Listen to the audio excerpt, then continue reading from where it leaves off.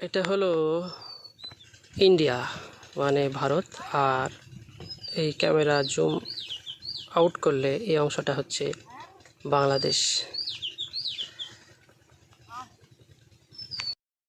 আমি এখন অবস্থান করছি বাংলাদেশের উত্তরাঞ্চলের জেলা রাজশাহী জেলার পদ্মা নদীর ওই পারে গোদাগাড়ী উপজেলাধীন চড়াসারাদহ এই চরাঞ্চলে, যেখান থেকেই ভারতের সীমানা খালি চোখে দেখা যায়।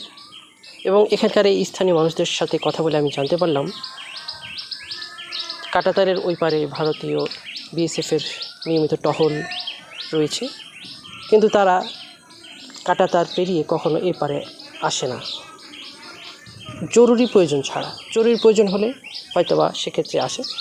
এবং এই অঞ্চলে যারা বসবাস করে তারা এখন পর্যন্ত নির্বিঘ্নে শান্তিতে বসবাস করছে। তারা যেমন ওই পারের মানুষদের কোনো ক্ষতি করে না, তার ওই পারের মানুষজনও এই পারের কোনো মানুষজনের এখন পর্যন্ত ক্ষতির বা কোনো প্রকার অশান্তির সৃষ্টি হয় এরকম কোনো কিছু বর্ণনা তারা আমাকে এখন পর্যন্ত দিতে পারে নাই। এটা অনেক আশাব্যঞ্জক একটি ঘটনা বলা যেতে পারে। সাম্য এবং শান্তি প্রতিষ্ঠার একটা মাইল ফলক বলা যেতে পারে। আপনারা দেখতে পাচ্ছেন কাঁটাতারের বেড়া, যেটা পদ্মা নদীর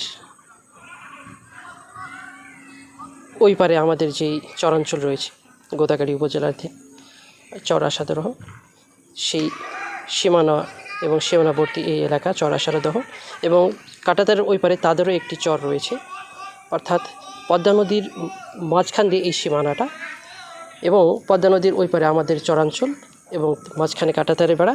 আর কাঁটাতারের বেড়ার ওই পারেও ওটাও আষাঢ়াদহ, ওটাও আরেকটা চরাঞ্চল, সেটা ভারতের চরাঞ্চল।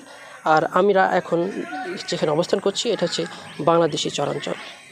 আশা করছি এই সাম্য, মৈত্রী এবং শান্তি চিরকাল অটুট থাকবে।